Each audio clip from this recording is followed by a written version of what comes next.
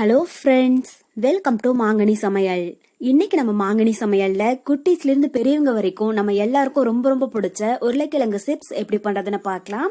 இந்த உருளைக்கிழங்கு சிப்ஸ் நம்ம வீட்லயே ரொம்ப ரொம்ப சுலபமா செஞ்சு முடிச்சிடலாங்க. இது கடைகள்ல வாங்குற மாதிரியே நல்லா மொறு மொறுன்னு கிறிஸ்பியா ரொம்பவே டேஸ்டியா இருக்கும். சரி வாங்க, இப்போ உருளைக்கிழங்கு சிப்ஸ் எப்படி பண்றதுன்னு பார்க்கலாம். உருளைக்கிழங்கு சிப்ஸ் பண்றதுக்கு 1 கிலோ உருளைக்கிழங்கு எடுத்துருக்கங்க. எப்பயுமே உருளைக்கிழங்கு சிப்ஸ் பண்ற போது இது மாதிரி நல்ல பெரிய சைஸ் உருளைக்கிழங்கா எடுத்துட்டீங்கன்னா நமக்கு சீவறதுக்கும் நல்லா ஈஸியா இருக்கும். அப்புறம் ஒரே மாதிரி பீசஸா கிடைக்கும். இப்ப இதை மேல இருக்கிற தோலையெல்லாம் சீவி எடுத்துடலாம். உருளைக்கிழங்கு சிப்ஸ் நல்ல பல்கா நிறைய செஞ்ச ஒரு ஏர்டைட் பாக்ஸ்ல போட்டு ஸ்டோர் பண்ணி வச்சிட்டீங்கன்னா நமக்கு 1 வாரம் 10 நாள் வரைக்குமே நல்லா மொறு மொறுன்னு அப்ப செஞ்ச மாதிரி ரொம்பவே நல்லா இருக்குங்க. நம்ம கடையில வாங்குறது அந்த அளவுக்கு நமக்கு சுத்தமான எண்ணெயில பொரிச்சு தர மாட்டாங்க. நம்ம வீட்டுல அப்பப்போ ஃப்ரெஷ்ஷா எண்ணெய் மாத்தி செய்யறதுனால டேஸ்ட் ரொம்பவே நல்லா இருக்குங்க. குட்டீஸ் எல்லாம் ரொம்ப ரொம்ப விரும்பி சாப்பிடுவாங்க. இது பண்றது ரொம்பவே ஈஸி தாங்க. நம்ம உருளைக்கிழங்கு மட்டும் சீவி எடுத்துட்டோம்னா நமக்கு ஒரு 10 நிமிஷத்துல வேலை முடிஞ்சிரும்.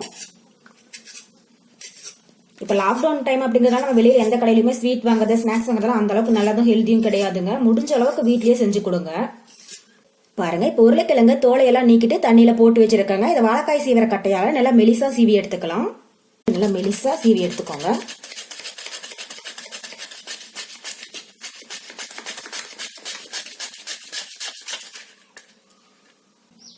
பாருங்க, இப்ப உருளைக்கிழங்கு எல்லாத்தையும் நல்லா மெலிசா சீவி எடுத்தாச்சுங்க. அடுத்தது இது ஒரு பவுலுக்கு மாத்திட்டு பச்சை தண்ணி சேர்த்து ஒரு 2-3 டைம் நல்லா கழுவி எடுத்துடலாம். உருளைக்கிழங்க பச்சை தண்ணியில சேர்த்துட்டு இது மாதிரி 2 அல்லது 3 தடவை நல்லா அலசி எடுத்துட்டீங்கன்னா தாங்க அதுல இருக்கிற ஸ்டார்ச் எல்லாம் போகும். அப்பதான் நமக்கு உருளைக்கிழங்கு சிப்ஸ் வந்து பேக்கரியில எல்லாம் வாங்குற மாதிரி நல்லா மொறு மொறுன்னு கிறிஸ்பியா இருக்கும். இது மாதிரி இன்னும் ஒரு 2 டைம் நல்லா அலசி எடுத்துக்கோங்க. பாருங்க, இப்ப எல்லா உருளைக்கிழங்கையுமே தண்ணியில ஒரு 3 டைம் நல்லா கழுவி எடுத்தாச்சுங்க. இதை காட்டன் துணியில ஒரு 10 நிமிஷம் ஃபேன் அடியில அப்படியே உலர்த்திடுங்க. காய வச்சிடக்கூடாது. ஃபேன் காத்துல அந்த ஈரப்பாதம் போற அளவுக்கு உலர்த்தினீங்கன்னா போதும்.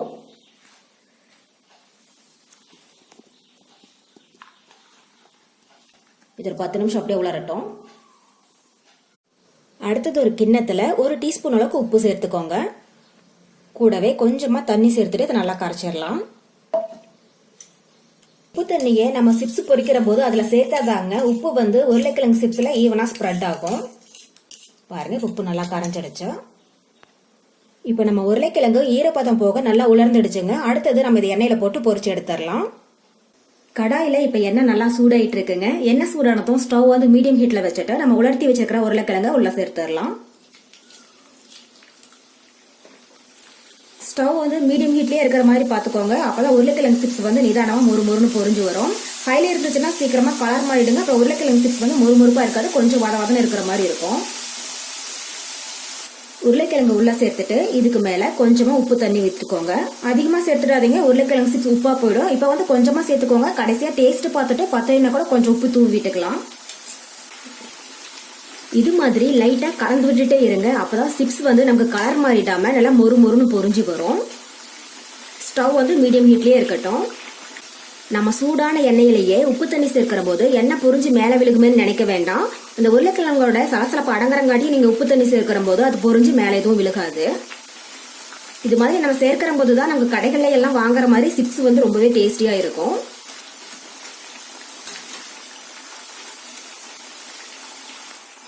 பாருங்க, இப்ப நம்ம உருளைக்கிழங்கு சிப்ஸ் 2 சைடும் நல்லா பொரிஞ்சு மொறு மொறுன்னு ஆயிடுச்சுங்க. பபிள்ஸும் சுத்தமா அடங்கிடுச்சு. இப்ப இந்த ஸ்டேஜ்ல நம்ம வெளியில எடுத்துடலாம்.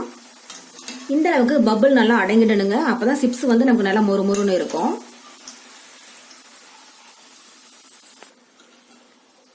இதே மாதிரி எல்லா சிப்ஸையுமே பொரிச்சு எடுத்துக்கோங்க.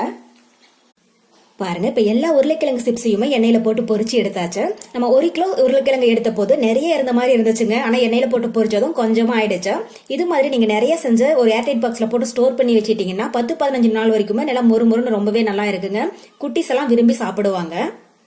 இப்ப இதுக்கு மேல தேவையான அளவு மிளகுத்தூள் இல்லைன்னா மிளகாய் தூள் 2ல எது வேணாலும் சேர்த்துக்கோங்க. நான் வந்து மிளகாய் தூள் சேர்த்திருக்கேன். உங்க டேஸ்ட்டுக்கு தகுந்த அளவுக்கு சேர்த்துக்கோங்க. உப்பு வந்து நம்ம ஃபர்ஸ்ட் உருளைக்கிழங்கு சிப்ஸ் பொரிக்கிற போது சேர்த்துட்டு இப்ப எதுவும் சேர்க்க வேண்டாம். இப்ப மிளகாய் தூள் சேர்த்துட்டு நல்லா கலந்து விட்டுறலாம். அவ்வளவுதாங்க, நம்ம உருளைக்கிழங்கு சிப்ஸ் நல்லா மொறு மொறுன்னு ரொம்பவே சூப்பரா தயாராயிடுச்சு. கண்டிப்பா நீங்களும் இதே மெத்தட்ல செஞ்சு பார்த்துட்டு எப்படி இருக்குன்னு கமெண்ட் பாக்ஸ்ல சொல்லுங்க. என்னுடைய இந்த ரெசிபி வீடியோ உங்களுக்கு பிடிச்சிருந்தா மாங்கனி சமையலுக்கு சப்ஸ்கிரைப் பண்ணுங்க. நன்றி.